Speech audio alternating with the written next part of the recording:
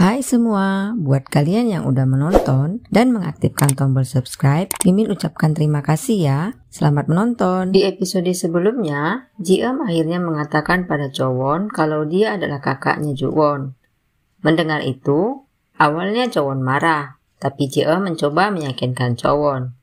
Ternyata, saat kecil hingga dewasa, Ji-eum selalu ke rumah Chowon hanya untuk melihat Chowon dan ibunya.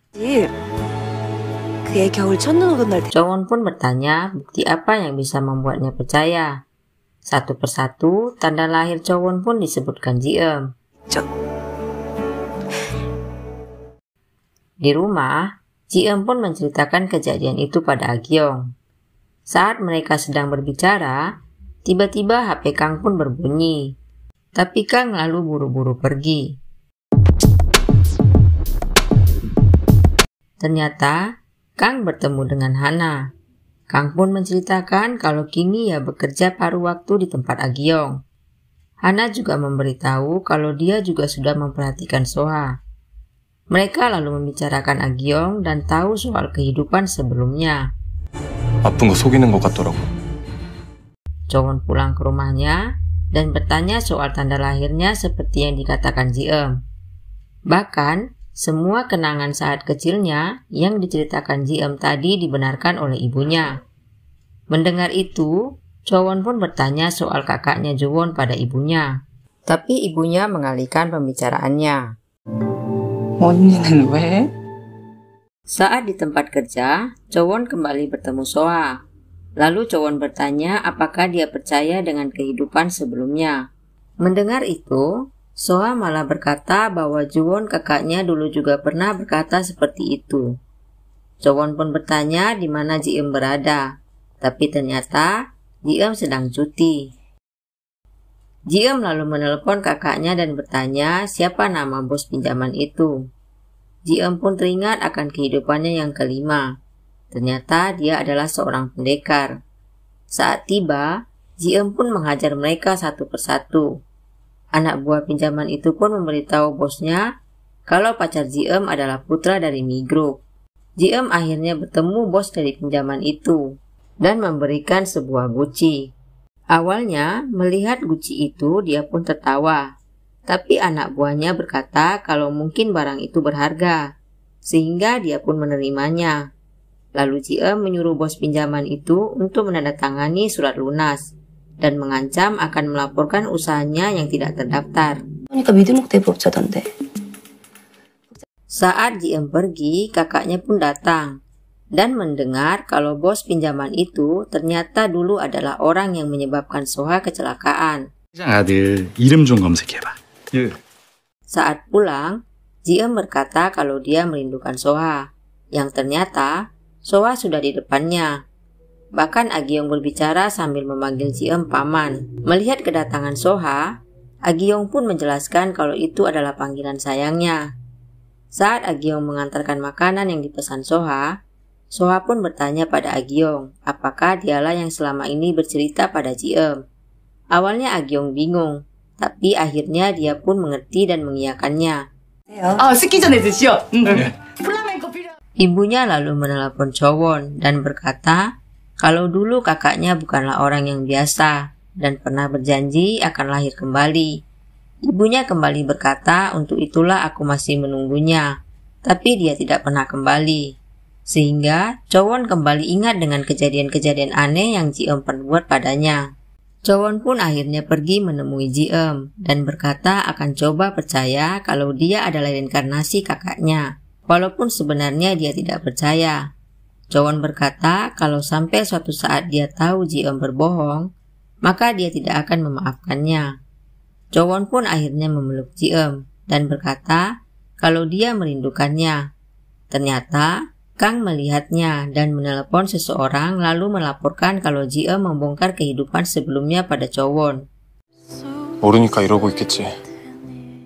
Saat Chowon berkata akan memberitahu ibunya, Ji-eum pun melarangnya karena takut kejadian saat kehidupan ketiganya terulang kembali.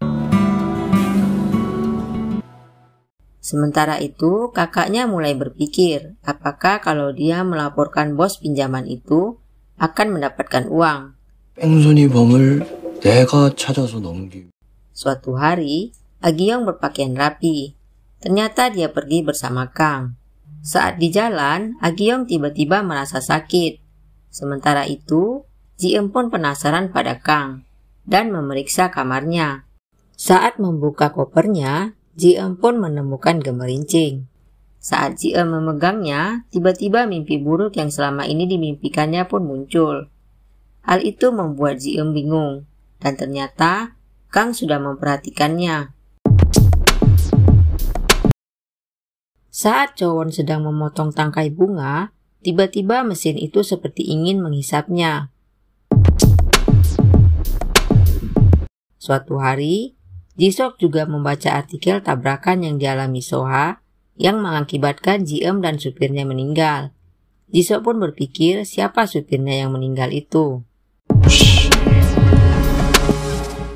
Suatu hari, Soha sedang berlari. Lalu dia menerima pesan yang berkata bahwa dia tahu siapa yang menyebabkan kecelakaannya. Ternyata yang mengirim pesan itu adalah kakaknya Ji-eum. Melihat Soha tidak ada respon, dia pun hendak mengirimkannya pada media. Tapi tiba-tiba, Soha sudah berdiri di depannya. Dia pun mengatakan kembali pada Soha kalau dia tahu siapa yang menyebabkan dia kecelakaan saat kecil.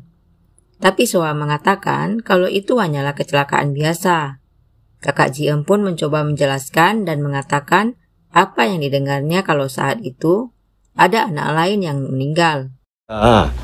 그게 그냥 사고가 아니라고 하는 걸. Sehingga membuat Soha terdiam. Kata-kata kakak Ji-eum pun membuat Soha mengingat kembali kejadian saat kecelakaan itu. Bahkan saat tidur, kata-kata kakak Ji-eum masih terngiang di telinganya.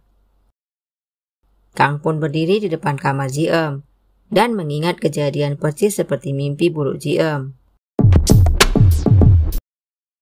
Di tempat kerja, saat melihat Ji-eum, Chowon pun tanpa sadar langsung memanggilnya kakak, sehingga membuat karyawan lain bingung.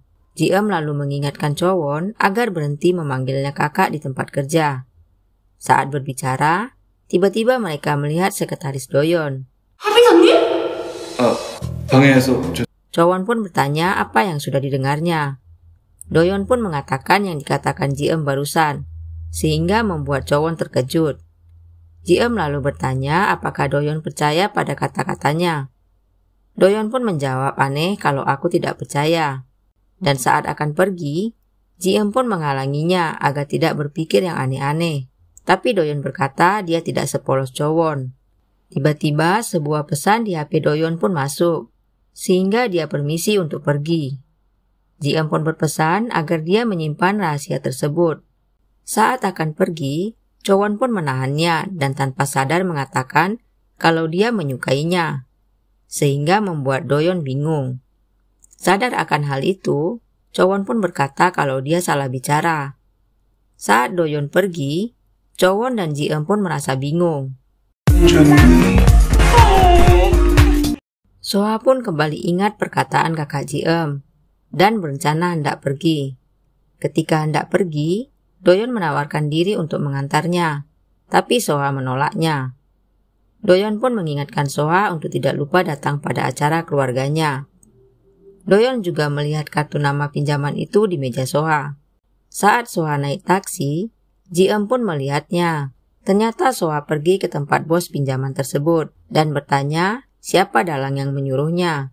Di saat yang sama, Ji-eum pun ternyata mengikutinya. Saat bos pinjaman itu menelepon seseorang dan memberitahu kalau Soha sepertinya sudah tahu soal kecelakaan itu, Ji-eum pun mendengarnya. 이걸 소아가 다 알게 됐다는 거야?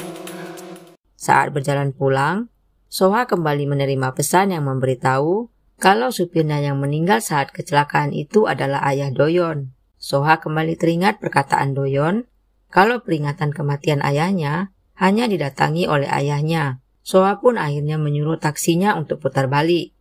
Ternyata dia pergi ke rumah Doyon.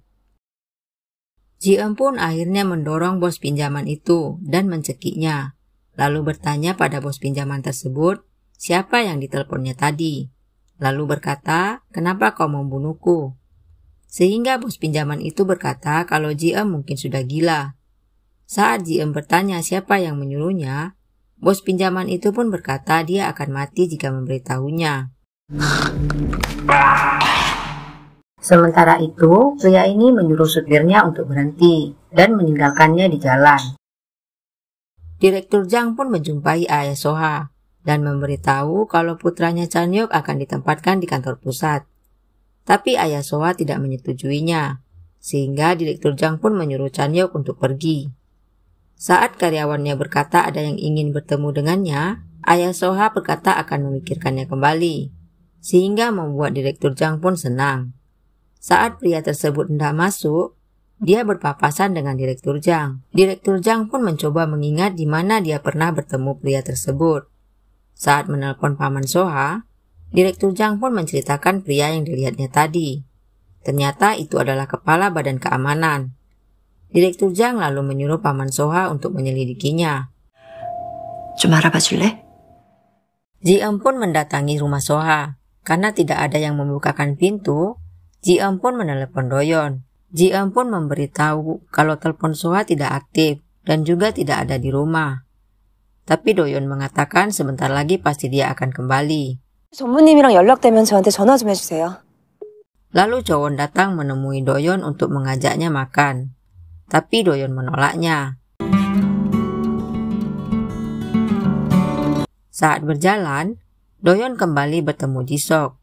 Jisok lalu berkata akan membayar gajinya 2 kali lipat jika masuk ke perusahaannya. Tiba-tiba, Chowon datang dan menendangnya. Chowon lalu menarik tangan Doyon dan mengajaknya pergi. Saat Doyon meminta Chowon untuk melepaskan tangannya, Chowon pun menolaknya. Doyon lalu berkata kalau dia tidak mau muncul rumor yang mengatakan dia hanya mengejar putri orang kaya. Mendengar itu, Chowon pun merasa sedih. Saat Doyon pulang, ternyata Soha sudah berada di rumahnya. Lalu Soha mengajaknya bicara keluar. Soha pun bertanya apakah Doyon menyimpan foto ayahnya. Doyon pun merasa bingung. Soha kembali bertanya apakah ayahnya adalah sopir yang membawa mereka saat kecelakaan itu. Doyon akhirnya mengerti dan mengakuinya. Soha pun berkata kenapa selama ini dia tidak mengatakannya. Mendengar itu, Doyon pun hendak pergi. Tapi Soha berteriak dan menahannya. 하도야! Soha bahkan berkata, kenapa dia tega berbuat seperti itu pada temannya. Tapi Doyon menjawab, aku bukan temanmu, tapi sekretarismu.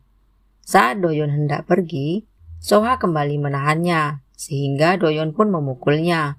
Tapi Soha malah balik memukul Doyon kembali. Mereka pun akhirnya berkelahi. Soha lalu berhenti memukul, dan akhirnya Doyon pun berkata kalau ayahnya meninggal saat bekerja. Dan saat berkata Soha bukan temannya, juga dia tidak sengaja. Soha pun menjawab kalau dia menyesal kenapa selama ini dia tidak tahu apa yang terjadi, dan meminta maaf. 미안하다. Soha akhirnya pulang dan membawa botol minuman. Tapi tiba-tiba Soha berhenti karena melihat Ji-eum sedang menunggunya. Saat Soha bertanya sedang apa dia di situ, Ji-eum pun berkata kalau dia merindukannya dan memohon agar dia bisa menemaninya malam ini. Soha lalu meminta agar Ji-eum memeluknya. Ji-eum pun memeluk Soha. Sementara itu, Kang duduk sambil melihat gemerincingnya. Ji-eum pun kembali teringat saat kecil kalau dia berjanji akan selalu berada di sisi Soha. 씨랑 같이 있었습니까? 합의선 적이 있다면 어떤 사이였어요?